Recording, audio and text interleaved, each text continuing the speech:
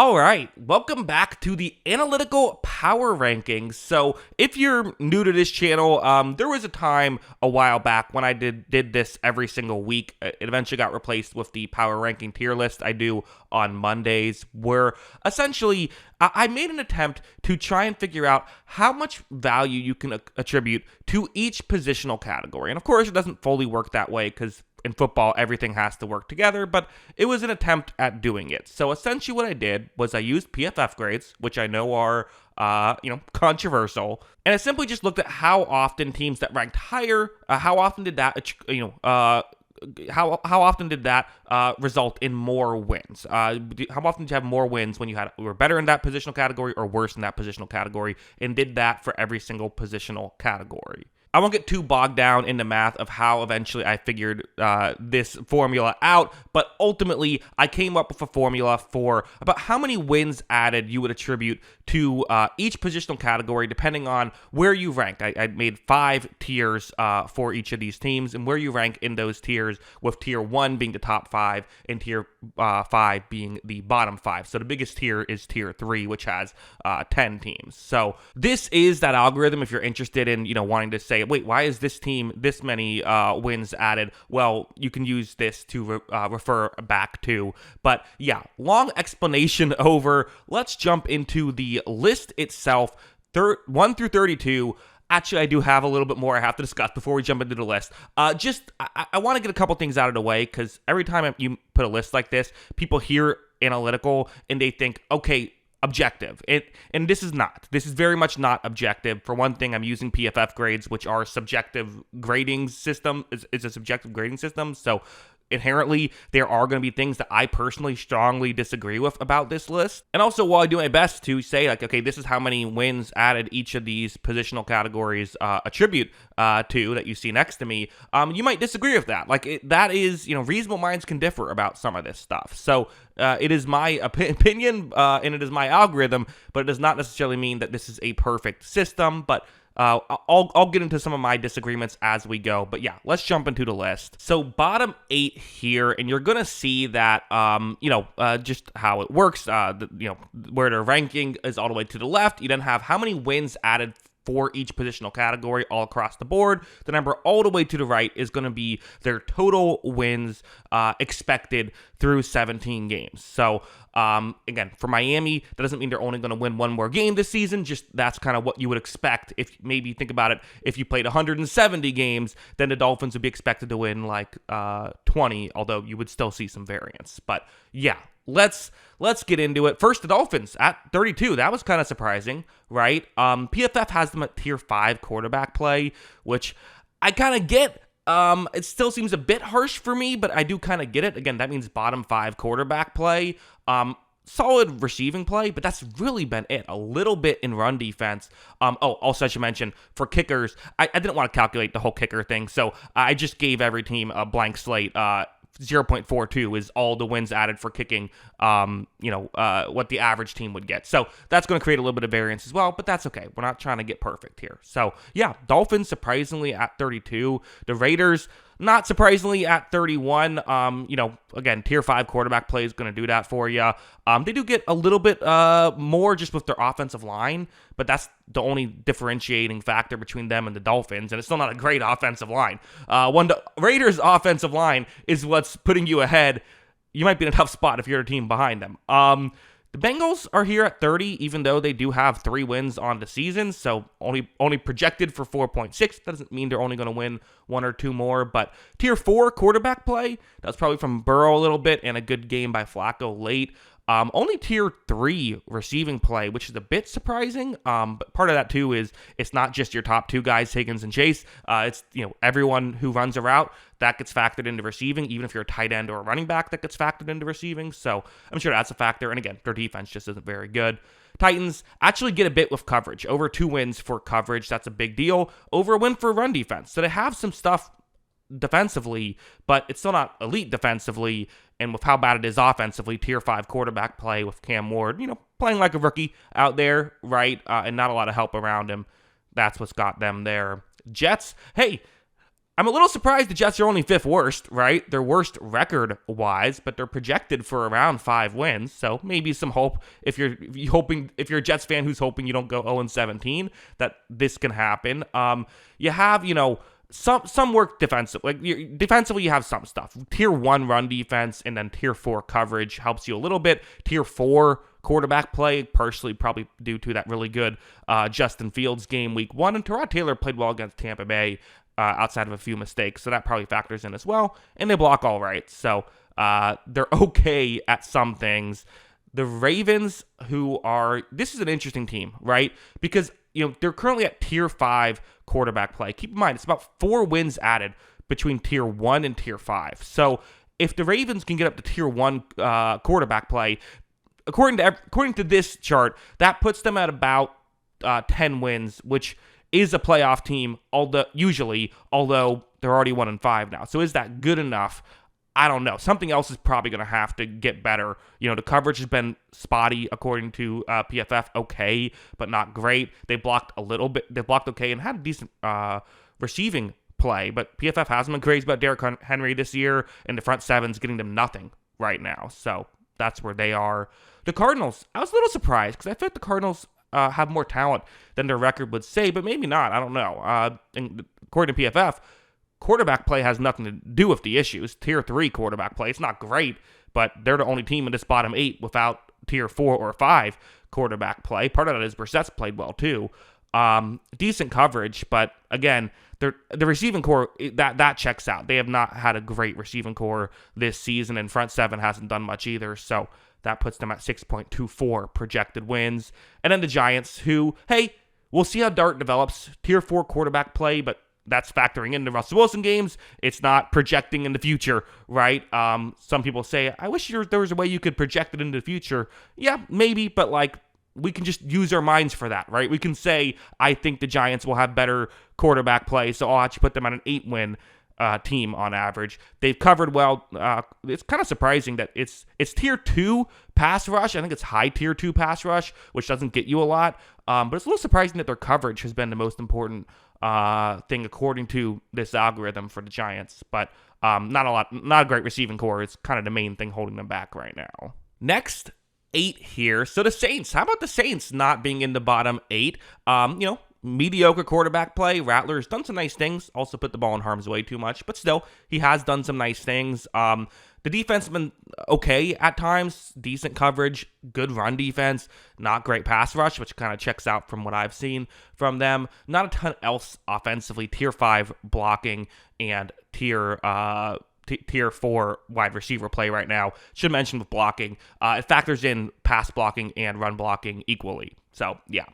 The Balls, who are the Washington Commanders, a joke that has gone on for far too long, but at this point I can't change it. And the Commanders, it's just too long. If I write Commanders out, I have to completely change the whole format. So I'm just going to stick with Balls because it works better that way. It was a joke from 5 years ago that my podcast co-host Kyle came up with, and it stuck. But Tier 2 quarterback play from Daniels and Mariota. That's a little surprising because he's been getting the most of the criticism, but the real issue is the receiving play has not been as good. Part of that is McLaurin's injuries, right?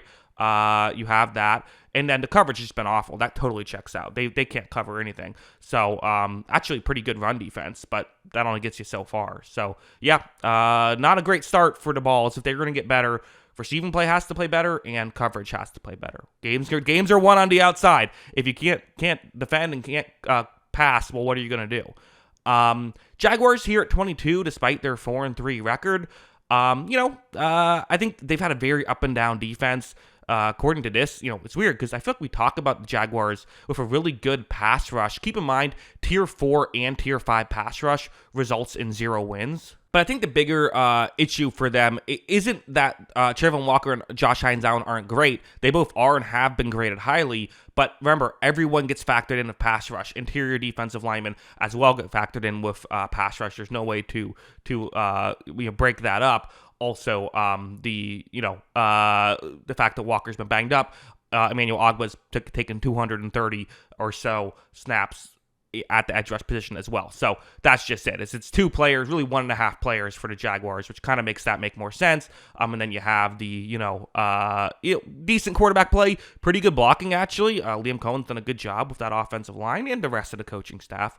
And they get some other stuff throughout the board. So that's where they are. The Falcons are next on the list with tier 4 quarterback play. So that's been part of the issue. But they're the first team on this list to have no zeros on the board, right? They're getting something everywhere. Good blocking, solid receiving core. They do not have a tier 1 rushing attack, which is a little surprising, but that is currently not what they have. I almost wonder if part of that is, just how often they run the ball. It might be tougher when you get so many snaps to get up to like top 5 efficiency, I guess, and this is efficiency based. So, again, we can use our brains here. And you get about 0.75 extra wins added between tier 2 and tier 1.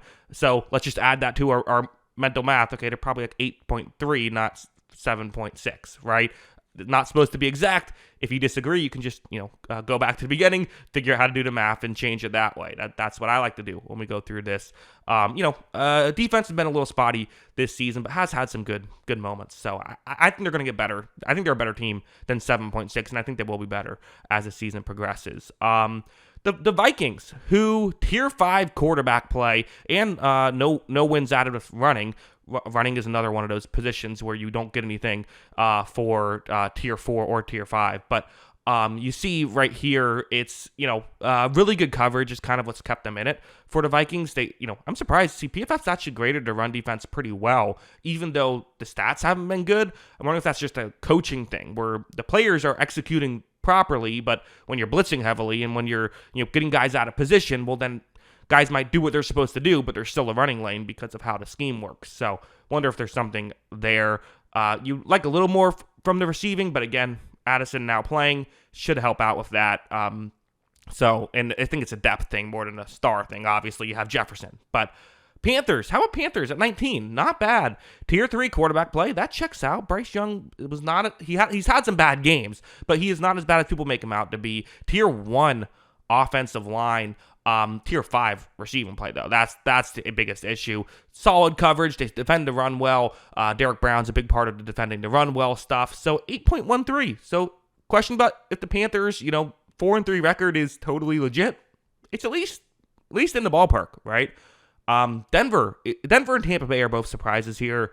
Denver, tier 3 quarterback play, tier 1 blocking, still not great receiving, and they haven't covered as well as you would expect this year. And those are kind of the 3 big pillars: quarterback play, receiving, and coverage. There's so much wins in those 3 positions. That's over 11 wins just with those 3 positions alone. So if they've all been kind of underwhelming, well, that's why maybe you don't view them as dominant. They haven't looked as dominant, but they found ways to win games. So if Bo Nix, I think Bo Nix is probably tier 3 quarterback last year, but if you can kind of get back to tier 2, your coverage can get back to tier 1, which it was last year, then you can start to be a contender, which I think is possible. Tampa Bay, another surprise, but again, keep in mind, all the injuries to the receiving core, one that on paper looked to be tier 1, has played like tier 3 due to the injuries. The offensive line has played like tier 4 due to the injuries. If it gets healthy, could both of those get back to tier 1? That's kind of like 2 wins right there, which puts them a lot higher. And also Baker Mayfield, only credit for a tier 3 quarterback play. Part of that is PFF is very harsh on turnover-worthy plays. Mayfield's had a lot of turnover-worthy plays where he hasn't gotten burned. Also, had a bad game against the Lions. But I suspect that the offense will get a lot more wins at it. Defense probably will be around there for the rest of the season, but I think we'll see, if I do this again towards the end of the year, I think we'll see Tampa Bay a lot higher. Okay, next 8 here. So congratulations to everyone who I have not talked about your favorite team yet. That means that you will be in the top 8. First, San Francisco 49ers, tier 2 quarterback play. That's surprising. But yeah, PFF has liked Mac Jones and what he's brought to the table. The receiving core has still worked despite all of the injuries. Biggest issue is coverage for them, which you look at, a big part of it is Upton Stout and Renardo Green have over 500 snaps combined between the two of them. Neither one have cracked the top 100 graded corners for PFF. There's only 112 eligible. So, yeah, that's been kind of their biggest issue. But still, above 500 team projected, and given their record, you feel good about them making the playoffs with that. The Bills are next on this list, so we have a bit of a jump now, 9.44 projected wins, but Tier 1 quarterback play, Tier 1 offensive line, Tier 1 running back play, Tier 3 receiver play, though, and just nothing defensively outside of half a win for the pass rush. That's just not good enough. One of two things has to happen if the Bills are going to be, they'll be in the playoffs, I think, because I think Allen's even better than your average Tier 1 quarterback, but ultimately, for them to be a real contender, either the coverage has to get a lot better or the receiving core has to get a lot better, and there's more room for the coverage to get better, so it probably will start there. They should get some guys back there, which could help. The Texans, Tier 4 quarterback play for the Texans. Everything else has been, I don't want to say good, but okay. The offensive line, surprisingly, is Tier 3, which everyone kind of talks about. Wow, this Texans offensive line, what a mess. Well, according to PFF, it is not that way. It is the quarterback play that has been the biggest issue, although this is part of where things can get a little tricky, right? Because, if you have 4 guys blocking well, but one guy misses their block, then it still doesn't look great. So there is something there. But still, that's fascinating. Tier 4 receiver play, that has been a big disappointment. But Tier 1 coverage, Tier 1 pass rush, Tier 2 run defense, which totally checks out when you watch the Texans defense. That's kind of what's keeping them in it as a playoff team. So, hey, Stroud turns it around. You get some more help receiving-wise. Some of these young guys start to step it up. Maybe Texans could be better than we realize, but that has to happen first. The Steelers, around 10 wins projected. I feel like that checks out, right? Tier 1 pass rush, Tier 3 coverage, Tier 3 run defense. So defense hasn't been as bad as maybe people would say, but it's been very inconsistent, right? And part of it is, I think the coverage unit, it's weird where if you have a few guys cover well, but one guy who can't cover, well, that's almost worse than if you have 3 guys who are only okay, even if the grades might not show that. So can be one of the many flaws in this algorithm that I have, but still interesting. Tier 3 quarterback play with Rodgers, that checks out. Tier 3 receiving play, Tier 3 offensive line play, a lot of Tier 3s, which plus Tier 1 pass rush, I guess that gets you to 13th best on this rankings. The Browns are somehow 12th. How the hell did this happen? Well, for one thing, PFF somehow has them as the third highest grade, Tier 3 quarterback play. A little surprising for me. I feel like I would have probably been a little bit lower on that. Maybe Tier 4 I wouldn't hate. I don't fully understand this too much, to be honest. Okay, I just realized I made a mistake with the Cleveland Browns. So you see, that's why it's a little bit weird where they're at 15, but they're out of order. I just realized that I messed up. I wrote a Tier 3 quarterback play. They actually have Tier 2 quarterback play. It's the lowest of Tier 2s, but hey, I guess give you credit there for not being bottom 5. They're 6th worst there, so probably a little bit lower than that. You could even bump them down a little bit if you want, but still surprising that according to this algorithm, again, Tier 1 run defense coverage and pass rush makes you not a bad team, and they're getting a little bit with the quarterback play and the running game right now. Still just not, the offensive line and receiving core are like worse than I feel like they're below replacement level, so you almost dock them for a little bit. So I'd probably say they're closer to like a 7-win team, but not horrible. I don't think I've been kind of saying all season, I don't think this is a horrible team, just not a good one, obviously. Colts only 10th. Bit of a surprise, given how good the season's been. PFF has not been crazy about their defense, has been the thing. So their offense is totally checked out. Tier 2 quarterback play, Tier 2, wide receiver play, Tier 1 blocking, Tier 1 running back play. So that's been a big part of why they've been able to be successful. And again, sometimes it's the sum can be greater than the whole of their parts, right? If you're great everywhere, well, then how do you game plan against it? Things like that. A little surprised about the defense, but keep in mind, their 2 best corners, Kenny Moore and Tre'Davious Ward, have both played well when they've been healthy, but have both missed some time. Ward's now on to IR, so that's been a big part of it. So maybe a little bit of a weakness there that we kind of didn't realize. So that's part of what, sometimes what I like about this, doing this is it makes me dive deeper into something. Wait, why is the coverage Tier 4? Oh, this is why. But again, if they can get the coverage back up higher, they can certainly be a real contender. Even now, they're easily a playoff team, and they're going to make the playoffs because of their record. So, yeah. But the Bears, how about the Bears next on this list of a tier 3 coverage, or excuse me, tier 2 coverage grade? That's pretty good. Over 3, again, if you get a lot, there's a lot of wins added for coverage. So if you can do well there, you're going to be good.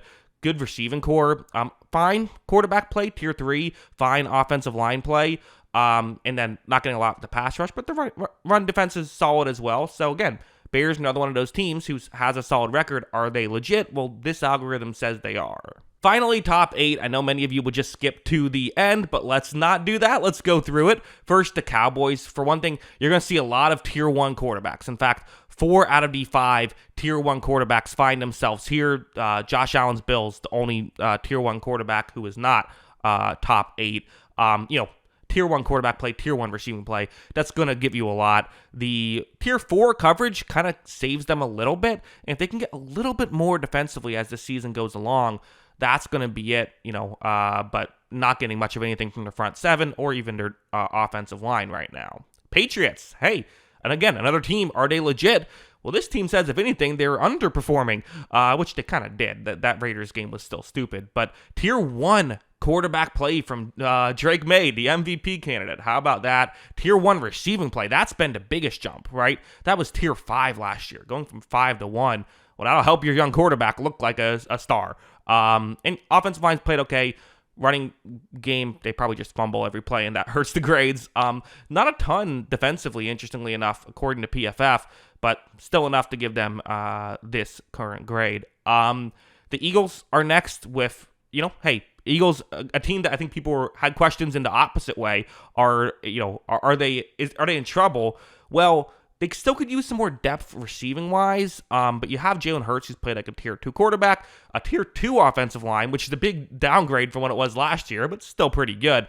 Running game isn't getting them anything right now. Coverage is really been done a good job, even with some injuries for them, but they're also, their front 7 isn't quite as good, so not quite as dominant as last year. I think the biggest thing, though, is you just getting more depth in the receiving game would probably be the biggest factor. You see right now, A.J. Brown's graded 23rd, Devonta Smith's graded 19th, so they're getting plenty of stuff that way, and even Dallas Goedert's done all right, so I'm surprised. It must be high tier 3, but I would put that in tier 2. I would bump them up another win. I'd probably say they're probably a top 5 team, although I don't know, because I would bump the Chiefs up at least 2 wins, because the Chiefs have tier 3 quarterback play, because PFF, this is the issue of PFF. Like, everyone's going to say, like, oh, well, let's just throw away the PFF grades if Patrick Mahomes isn't a top 5 quarterback this year, which, like, I can understand. It is the issue with PFF grades for quarterback play, because it really is a batting average, and Mahomes hasn't had the highest batting average this season. He hasn't, especially when you factor in, like, those bad games early on. Those factor in. That Jaguars game, that factors in, right? Where he threw the pick 6. The Giants game, where they were struggling to get stuff going, that factors in just as much as the Raiders game. And he didn't get that many opportunities because he was benched in the third quarter of the Raiders game. But ultimately, his slugging percentage, it's like a baseball player who's maybe hitting only 250, but they're it's like Cal Raleigh, who's still, isn't the highest batting average guy, but hits so many home runs that you can still beat an MVP, even if you don't have the best batting average. But the best thing for the Chiefs is tier 1 offensive line, tier 2 receiving play, and tier 1 coverage unit. Those were all three things that were not as good as that last year, and those are 3 important things to be good at. So, well, you probably still like a little bit more out of their front 7 when we're talking championship contender. Give them an extra 2 wins. Put them, I would say, right up there with the top 4 that are, looking at this. Top 4, maybe not the 4 people would expect, but here we go. Packers, tier 2 wide receiver and quarterback play, tier 1 coverage. You're going to get a lot of tier 1 coverages as well. It's 4 of the top 5 teams have top 5 coverage units. That shows how much that matters in this algorithm. Packers also tier 1 pass rush and tier 2 run defense. And there isn't a huge gap between tier 1 and tier 2 run defense. So, very good team. A lot of good stuff to like about them. Even with some offensive line injuries, that should get better as well. So, algorithm's a fan of them. The Lions with tier 3 quarterback play, one of just 2 teams of tier 3 quarterback play, the other being the Chiefs. This, I think, is more reasonable, though. But tier 2 offensive line, I'd put Jared Goff in tier 2. And then you have tier 1 receiving play, tier 1 coverage despite their injuries. Look at that defense. It's perfect across the board. I believe it's just them and the Cleveland Browns are the only two teams with tier 1s across the board. How long will that last with the injuries now? We will see. But yeah, that'll get you up to your top 2. But the number 1 team on this list, the Los Angeles Rams. Matthew Stafford, tier 1 quarterback play, tier 1 receiving play, even with Nakua missing a little bit of time. Tier 1 coverage is, to me, the biggest surprise with the Rams entering this season, because that was my biggest concern, quite frankly. It was not great last year, but Darius Williams has come in, played very well. Even Emmanuel Forbes hasn't played horrible as a number 3 corner, and Quentin Lake has established himself. He's graded very well for PFF. He's the 10th highest graded corner. So when you have that, you have really 3 safeties who are playing effectively: Cameron Kitchens, Cameron Curl, and Jalen McCullough. And then some good linebacker coverages as well. That's been good enough to get them to tier 1 coverage. So you have all that, and and again, if you have tier 1 in quarterback play, receiving play, and coverage, according to this algorithm, like, you're just always going to be like top 1 or 2. Here they are top 1. Worth mentioning, a team that has been top 5, really actually top 7 graded in all 3 of those categories, has not missed the Super Bowl unless they play another team that is top 7 in all of those categories in something like 15 years. So that's saying something. It's only halfway through the season. In fact, it's not even halfway through the season. But that's saying something. So very interesting. I should have mentioned this at the beginning. I'll mention it now. I'm recording this before the Thursday game, so that data has not been factored in. But yeah, those are my thoughts on all of this. Let me know. I'm sure people always have comments on this stuff, so let me know your thoughts in the comments below. Always love hearing from you. And of course, as always, thanks for watching.